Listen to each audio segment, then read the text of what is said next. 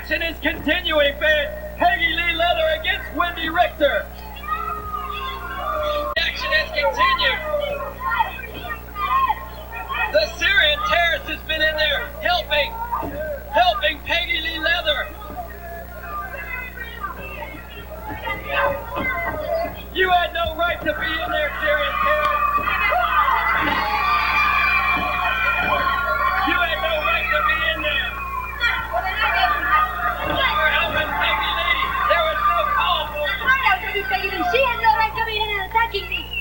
She was in there because you wouldn't let up with the camouflage. I wouldn't let up because I fight for death. Kinabarangan! Bukan ba ako inilita? Ito ba naman? Don't tell yourself out too much, you are mine.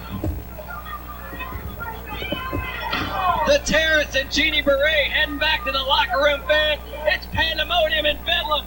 Wendi Richter in there jamming Peggy Lee's head into the top turnbuckle.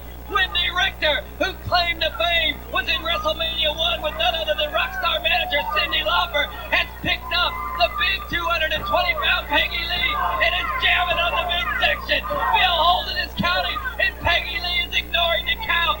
She's just continuing the brutal assault on Peggy Lee Leather. It was the terrorist, the Syrian terrorist Pali Alizar, and Peggy Lee together that combined their efforts to take Wendi Richter and put her back on the mat for a few moments, I might add. Oh, she's trying to snap that leg of Peggy Lee. Wendi Richter, who has all the skills as well as the physical ability to be a world-class champion that she is. And I'm so happy and proud that she is now fighting for the WWA, Women's Wrestling Association, and the POWW, Powerful Women of Wrestling League. This is where you see the best action across the country and across the world.